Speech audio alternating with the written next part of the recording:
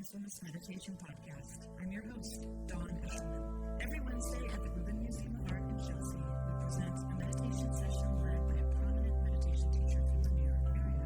This podcast is a recording of our weekly practice. If you would like to join us in person, please visit our website at rubinmuseum.org/meditation. We are proud to be partnering with Sharon Salzberg and the teachers from the Interdependence Project. In the description for each episode, you will find information about the theme for that week's session, including an image of a related artwork chosen from the Rubin Museum's permanent collection. And now, please enjoy your practice. Kate Johnson is our teacher today, and she's going to talk to us a little bit more about that and about patience.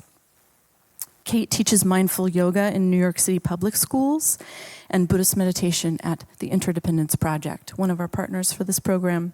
She holds a BFA in dance from the Alvin Ailey School at Fordham University and an MA in Performance Studies from NYU. She has trained at Spirit Rock Meditation Center, the Interdependence Project, Laughing Lotus, and the Presencing Institute, and she's currently writing a book about waking up to power and oppression as a spiritual practice, which will be published by Parallax Press in the fall of 2017. Please welcome back Kate Johnson.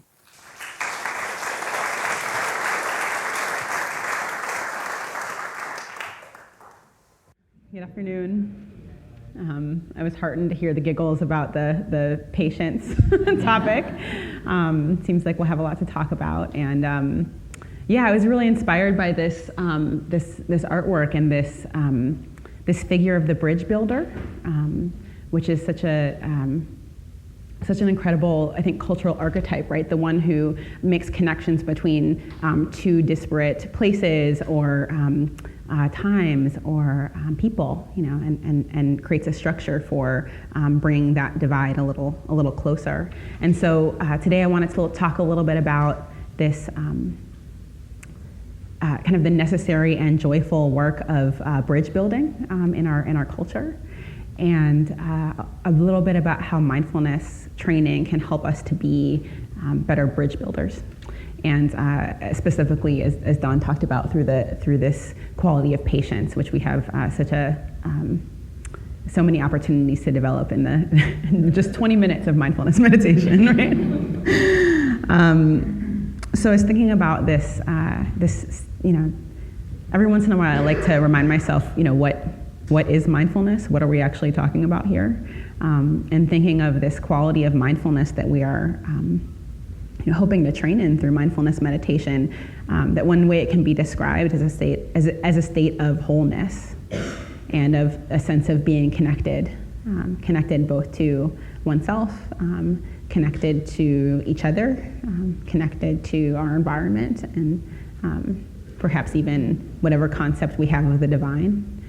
So there's a sense of wholeness and unity that is a part of the felt sense of mindfulness. That it's not just this kind of clinical knowing what's happening kind of moment to moment from a distance, but actually there's a sense of being a part of everything. And that one reason why we might be seeking a state of mindfulness is because that we're experiencing a kind of divide. And these divides can be a sense of a kind of divide in the sense of self, right? That there might be a gap between where we perceive ourselves to be right now and our aspiration for who we want to be or who we feel we really are. And so there's this little bit of space in between, and we're attempting to bring those things closer. Certainly, many of us are aware of the kinds of social divides that are present in our world today, across religion, across race, across class, and that there are even kind of an ecological divide, right? That so many of us feel separate from our environment. I've been doing a little bit more work in climate justice as a Buddhist and in some multi-faith spaces, and I realized doing some of this work that I grew up in Chicago, and I didn't. As a kid, I thought the environment was in the Amazon. I was like, someday I really want to go to the environment, and I didn't know that, like, I'm live in the city, but I actually am a part of the environment, right? And so this quality of mindfulness can help us to realize, like, I'm actually not separate from the natural world. It's here, it's here in between the cracks in the built environment. It's here above us in the sky. So mindfulness can help remind us of this.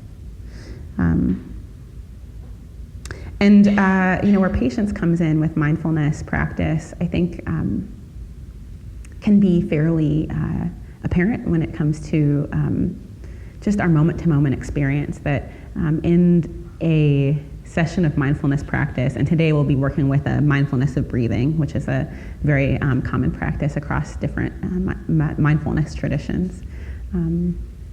There's this kind of aim to connect with the sense of breathing, right? The felt sense of the breath coming in and coming out, the sense of the body sitting, and that we kind of place the awareness on this sensation and kind of try to stay connected, but it won't stay.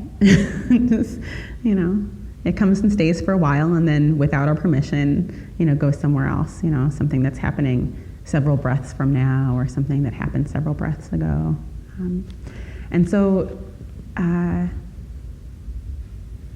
one thing it can be helpful to notice too in this activity of building a bridge between kind of where we are and our aspiration, where we'd like to be, is the quality of how. And so often with practice, there can be this sense of impatience, and this kind of demand on our poor little minds and hearts, like, stay, I was teaching a meditation class recently, and someone approached me and was talking about how difficult it was for her, just the frustration of, how long does it take to be able to stay and not have any thoughts? And I said, well, how long have you been practicing? And she said, like, all week.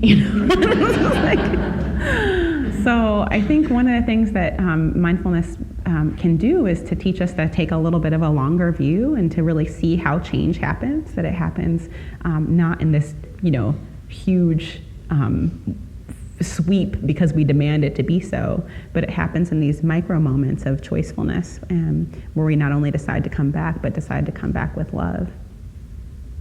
And I was reminded, talking with Dawn a little bit earlier, about the Sarvodaya peace movement in Sri Lanka.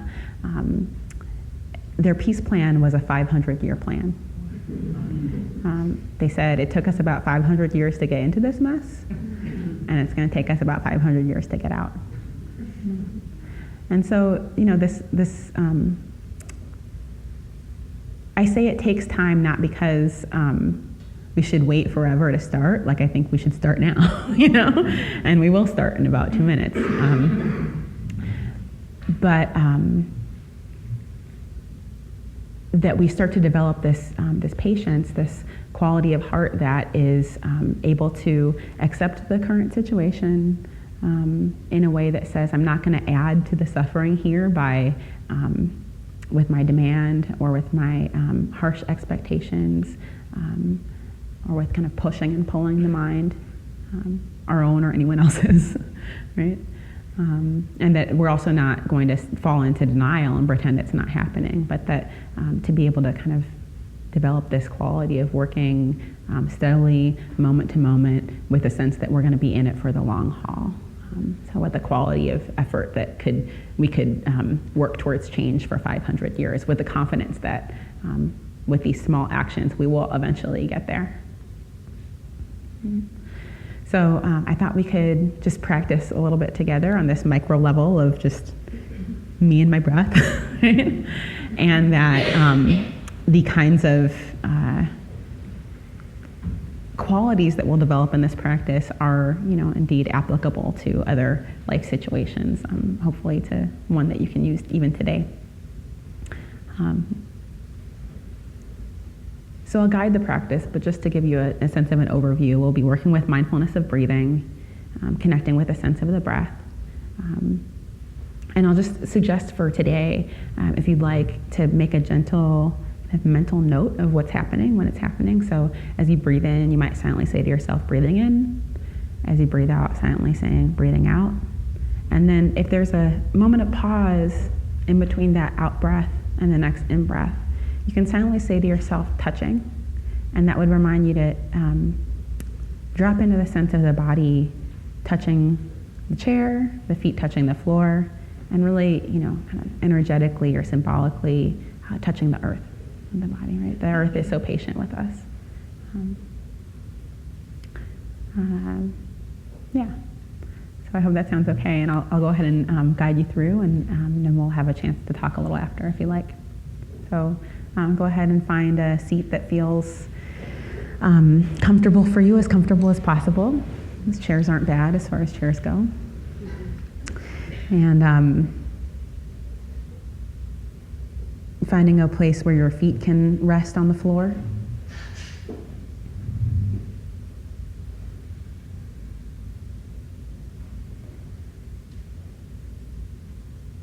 You can close the eyes, or you can softly focus them down at the space in front of you.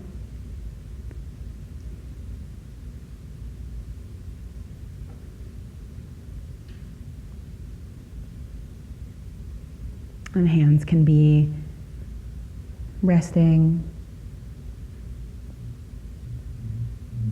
Hands do so much all day, but for now they can rest.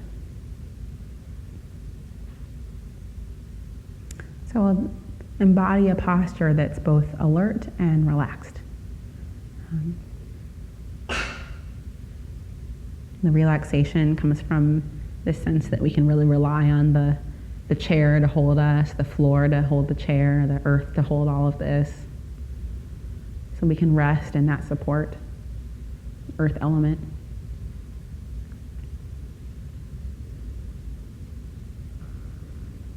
And that from that support, the spine can rise, the heart can fall open a bit, the belly can relax. Maybe a little sense of space at the top of the head.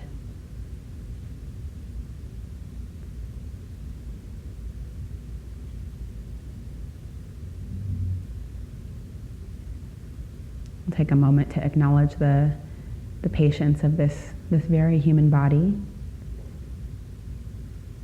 It's not always perfect, but it's just doing the best it can, wants to be healthy, as strong as it can be.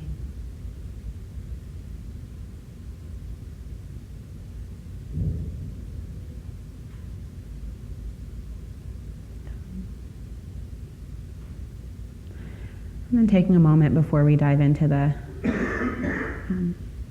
mindfulness of breathing to just check in with your mind and your heart and notice how you are right now.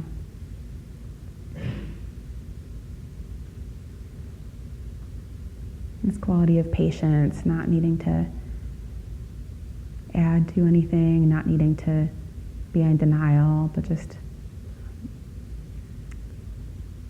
taking the attitude that this is a workable situation. It's a perfectly good mind and heart and body to practice meditation.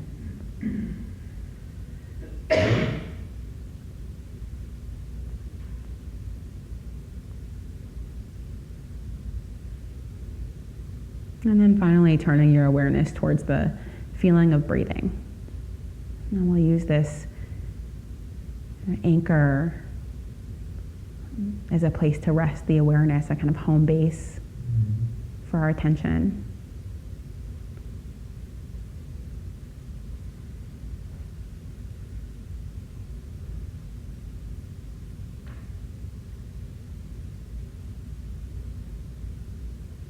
Noticing what it feels like to breathe in and out. And as you feel yourself breathing in, silently saying to yourself, inhaling. As you feel yourself breathing out, silently saying, exhaling. And then just at the end of that exhale, and that small gap, touching.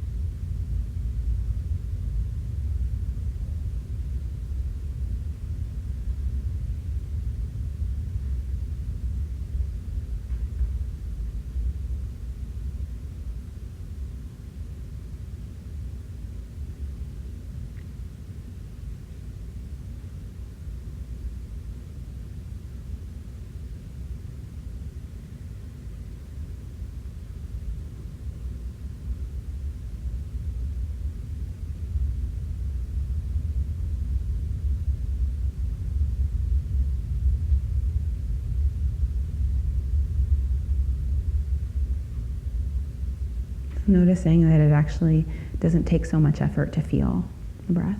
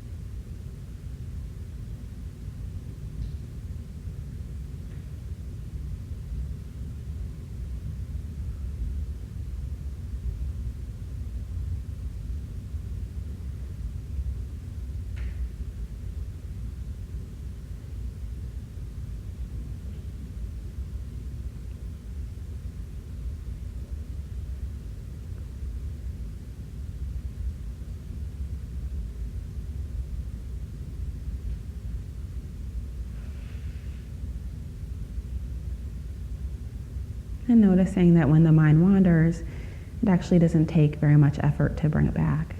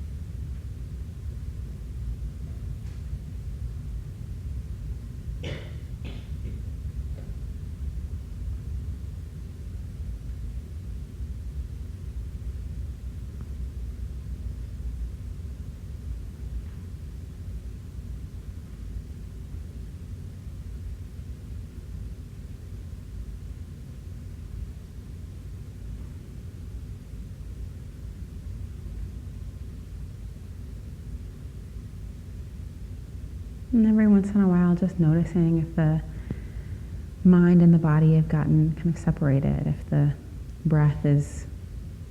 mind's far away from the breath.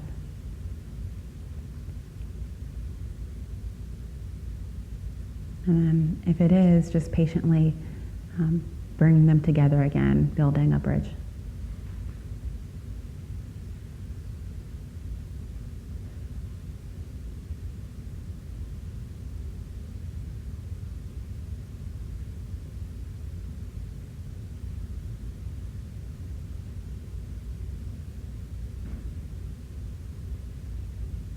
Knowing that we might build many bridges in this practice.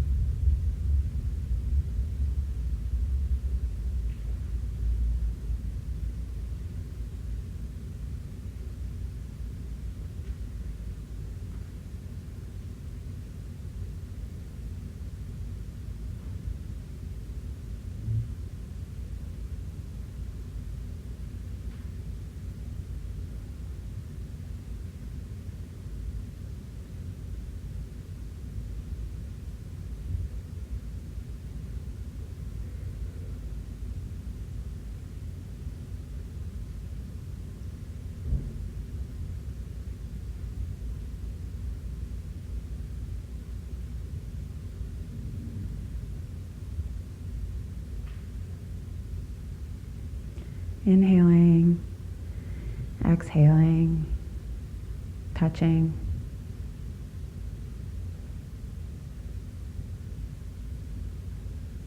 Drawing on the patience of the earth.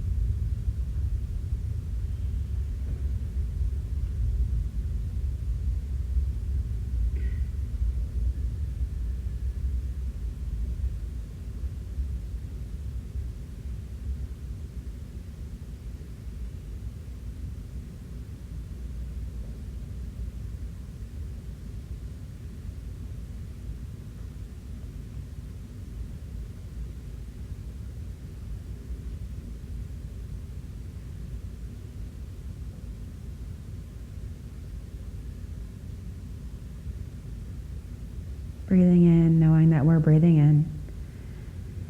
And breathing out, knowing that we're breathing out. And letting the body touch the earth. Enduring patience.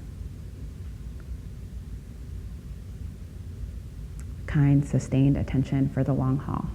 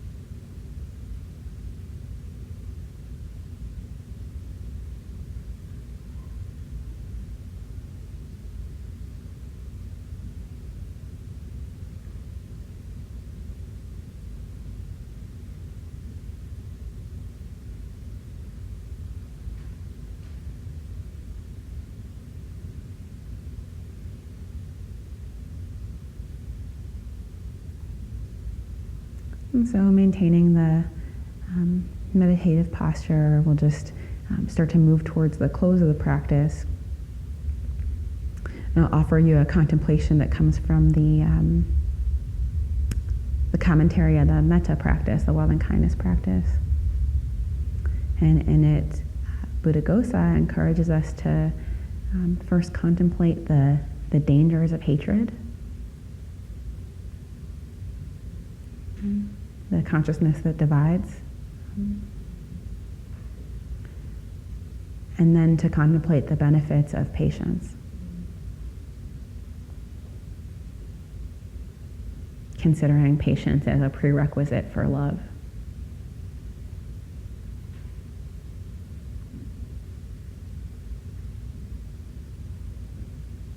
And a good environment for love to blossom.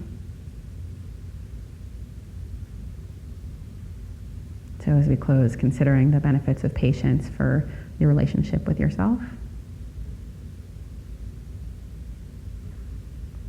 and your relationship with others.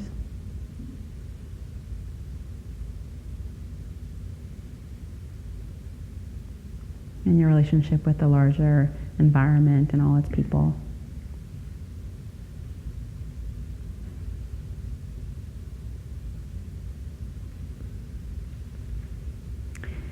And then I'll go ahead and ring the bell to close the practice. And when you hear the bell sound, feel free to just float your eyes open and stretch your body and close in any way that feels appropriate for you.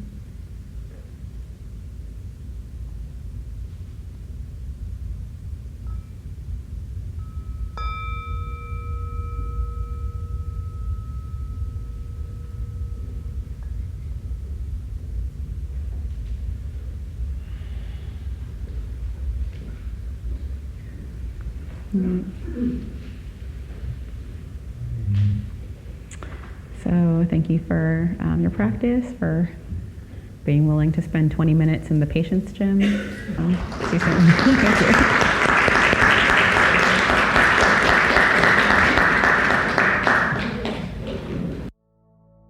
That concludes this week's practice.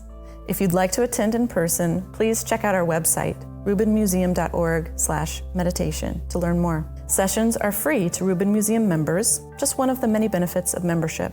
Thank you for